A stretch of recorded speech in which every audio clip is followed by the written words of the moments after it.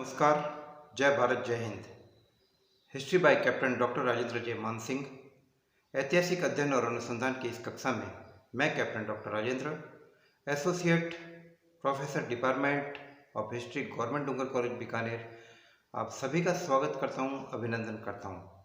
विद्यार्थियों, मेरी आज की कक्षा राजकीय डूंगर महाविद्यालय बीकानेर के बीए पाठ द्वितीय के मध्यकालीन भारतीय इतिहास के विद्यार्थियों के लिए है और अध्ययन की श्रृंखला के अंतर्गत विद्यार्थियों मैं आपसे विवेचन करूंगा सुल्तान मोहम्मद बिन तुगलक के मूल्यांकन के बारे में। इससे पहले की कक्षा में मैंने आपको जानकारी दी थी कि किस प्रकार से सुल्तान मोहम्मद बिन तुगलक के समय में कुल मिलाकर 34 बगावतें हुई और ये बगावतें एक प्रकार से सुल्तान की सत्ता को चुनौती थी और इनमें से कुछ बगावतें इतनी ज़्यादा महत्वपूर्ण थी और वे इतनी कामयाब थी कि लगभग दक्षिण के अधिकांश इलाके दिल्ली सल्तनत के प्रभाव से निकल गए।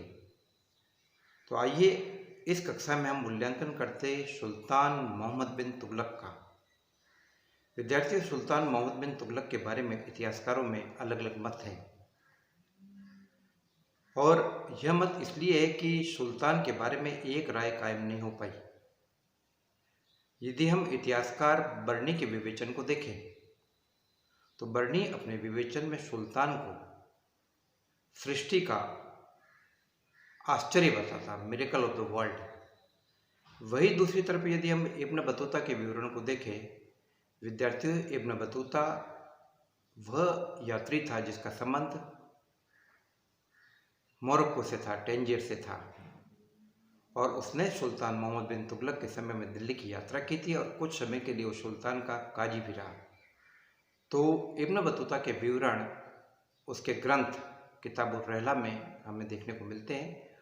तो इब्न बतूता अपने विवरण में सुल्तान का मूल्यांकन करते हुए सुल्तान को एक ऐसे व्यक्तित्व का स्वामी बताता है जो मिश्रित है। उसका ये कहना है कि सुल्तान दयालुता और कठोरता दोनों का सम्मिश्रण था। सुल्तान के जिस व्यक्ति को सुल्तान के दरबार से कुछ देर पहले इनाम प्राप्त किया हुआ देखते, हो सकता है कि कुछ देर में उस व्यक्ति का खून भी नाली में बहता हुआ मिले। तो सुल्तान को दोनों बातों का मिश्रण बताता है। इसके अलावा इसामी के मत का हम विवेचन करें। इसामी अपने विवेचन में सुल्तान के ऊपर काफिर होने का आरोप लगाता है कि सुल्तान काफिर था, लेकिन वास्तव में ऐसी बात नहीं थी। सुल्तान सहिष्णु था, काफिर नहीं था। और काफिर होने का आरोप उसको इसलिए लगाया गया कि सुल्तान ने योग्यता के आधार पर उच्च पदों में लोगों को नियुक्त किया और उसने रक्त की पवित्रता,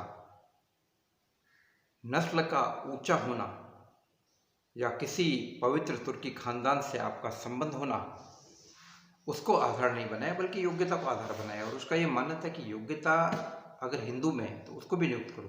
तो उसने काफ़ी हिंदुओं को भी उच्च पदों पर नियुक्त किया और बर्नी ने इस चीज़ को हे दृष्टि से देखा और वह इस प्रकार के व्यक्तियों की तुलना छिछोरे से करता है, छिछोरे कहता है और अपमानजनक शब्दों से उनको सूचित करता है।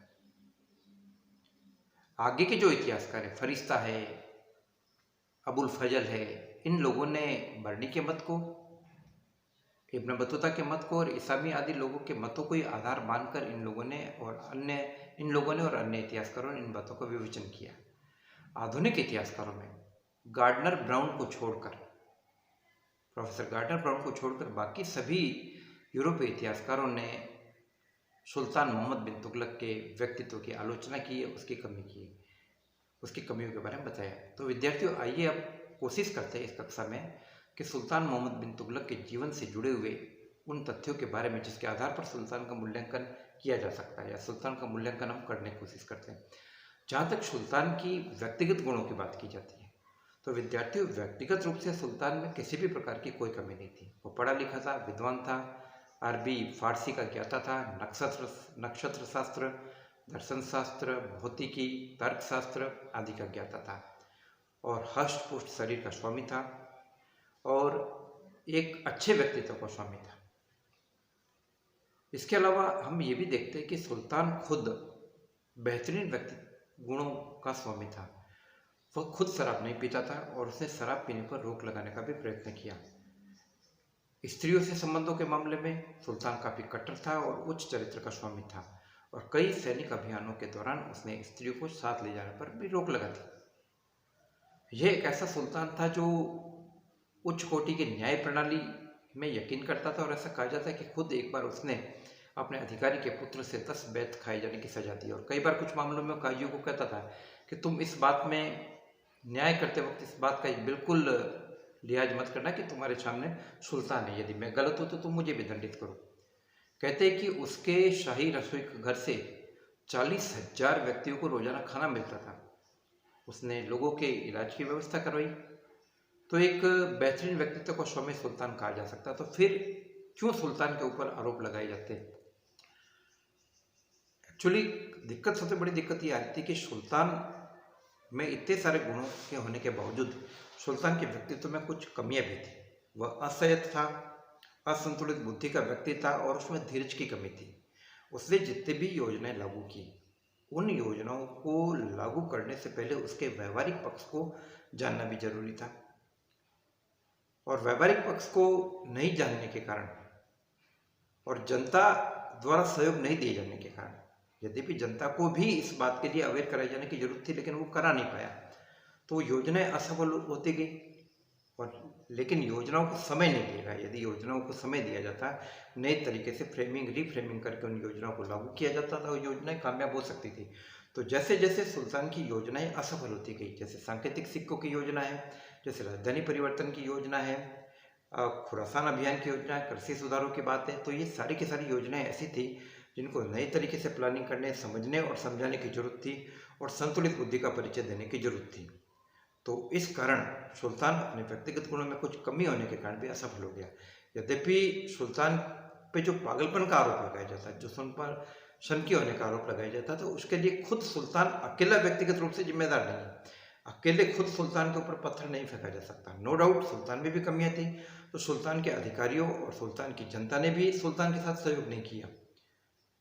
यह वह बेहतरीन सुल्तान था जिसने कि लोगों को उनकी योग्यता के आधार पर सरकारी सेवा में नियोजन देने की कोशिश की और जब उसको लगा कि उसकी इस योजना के कारण साम्राज्य का इस्लामिक वर्ग, साम्राज्य की मिल्लत, साम्राज्य के उलेमा उससे नाराज होते जा रहे, उससे दूर होते जा रहे, तो उसने मिस्र से फातिमा वंशी खलीफाओं के वंशज ढूंढवाया गया। बड़ी मुश्किल से एक भिखारी की अवस्था में खलीफा का वंशज मिला, गयासुद्दीन, जो नाम मात्र के लिए खलीफा था। उसको उसने अपने दरबार में बुलाया, उसका सम्मान किया और उसका पांव अपनी गर्दन पर रखवाया ताकि उसकी जनता उसमें विश्वास करे, लेकिन लोगों ने उसमें विश्वास नहीं किया। तो ये इस प्रकार के बहुत सारे बिंदु थे सुल्तान के बारे में, जिसके कारण ऐसा कहा जाता है कि सुल्तान विरोधी व्यक्तित्व का स्वामी था। लेकिन जहाँ तक इतिहासकार गार्डनर ब्राउन का मत है, गार्डनर ब्राउन ने सुल्तान की काफ़ी बुरी बुरी तारीफ की है और ये कहा है कि इस प्रकार का ज्ञानी, इस प्रकार का नवीन प्रयोगों को करने वाला सुल्तान दिल्ली सल्तनत के इतिहास में इससे पहले कभी नहीं हुआ। मध्ययुगीन दिल्ली सल्तनत के इतिहास में अगर सुल्तान मोहम्मद बिन तुगलक का मूल्यांकन सही तरीके से किया जाए तो उसका स्थान काफ़ी महत्वपूर्ण है। वही इतिहासकार ईश्वरी प्रसाद भी वो लिखते हैं कि सुल्तान के मूल्यांकन में कमी का सबसे बड़ा कारण है कि बर्नी अलग अलग कालखंडों में अलग अलग बात करता है। बर्नी किसी कालखंड में सुल्तान मोहम्मद बिन तुगलक का समर्थक दिख रहा है और वही दूसरे कालखंड में वो सुल्तान का आलोचक भी दिख रहा है। तो कमी सुल्तान में नहीं बल्कि कमी बर्नी के विचारों में भी है। और इस्लामी यदि सुल्तान के ऊपर इस्लाम का दुश्मन होने का, काफिर होने का आरोप लगाता है तो इसका मतलब ये नहीं कि सुल्तान काफिर था, बल्कि ये था कि सुल्तान ने योग्यता के आधार पर सभी व्यक्तियों को सरकारी सेवाओं में नियोजन की छूट दी। उसने जैन धर्म के विद्वान जिन सूरी का भी अपने दरबार में बुलाकर सम्मान किया। इसके अलावा जब उसने अपने आक्रमण के दौरान ज्वालामुखी मंदिर की मूर्ति को नष्ट करने की कोशिश नहीं की, तो इस प्रकार की ये नीतियाँ मुस्लिम उलेमाओं को उचित नहीं लगती थी और उनको ये लगता था कि सुल्तान इस्लाम का विरोधी। वाकई ऐसा नहीं था, वह योग्यता के आधार पर लोगों को सम्मानित करना जानता था। तो विद्यार्थियों, इस कक्षा में मैंने आपसे कुछ महत्वपूर्ण बातें की सुल्तान मोहम्मद बिन तुगलक के व्यक्तित्व और कृतित्व के बारे में, और जरूरत है कि सुल्तान का काफ़ी गंभीरता के साथ मूल्यांकन किया जाए। सुल्तान में नो डाउट सुल्तान में भी कुछ कमियां थी, लेकिन सुल्तान के अधिकारियों और जनता में भी कुछ कमियां थी जो सुल्तान की बातों को पूरी तरीके से नहीं समझ पाए। विद्यार्थियों, आगे की कक्षा में मैं इस बारे में कुछ और बात करूंगा, लेकिन साथ ही साथ मैं आपको बता दूं कि इतना होने के बावजूद सुल्तान का कोई भी सैनिक अभियान असफल नहीं हो रहा है। और दूसरा ये कि इतने विद्रोह होने के बावजूद सुल्तान को कभी भी व्यक्तिगत रूप से कत्ल करने की कोशिश नहीं की गई है या सुल्तान की सत्ता का तख्ता पलट करने की कोशिश नहीं की गई। जैसा कि हम अन्य दिल्ली सुल्तानों के मामले में देख रहे, जैसे ही सुल्तान दुर्बल दिखता, कमजोर दिखता, वैसे उसके सरदार उसका कत्ल करके खुद गद्दी पर बैठने की कोशिश करते। लेकिन ऐसा सुल्तान मोहम्मद बिन तुगलक के समय में नहीं दिख रहा। और इवन सुल्तान की जब खुद की मृत्यु हो जाती है तो उसके 2 दिन बाद भी कोई विद्रोह नहीं होता है और लोग सर्वसम्मति से फिरोज तुगलक को सुल्तान घोषित करते। तो ये सुल्तान मोहम्मद बिन तुगलक में लोगों की आस्था, निष्ठा, उसके सरदारों का विश्वास भी था कि उन्होंने सुल्तान को व्यक्तिगत रूप से कभी भी कत्ल करने की कोशिश नहीं की। आगे की कक्षा में विद्यार्थियों में आपसे बात करूंगा सुल्तान फिरोज तुगलक के बारे में। सुल्तान फिरोज तुगलक, जिसके बारे में इतिहासकारों ने उसे दिल्ली सल्तनत का अकबर साबित करने की चेष्टा की है। हम इन सब मतों का विश्लेषण आगे की कक्षा में करेंगे। जय भारत, जय हिंद।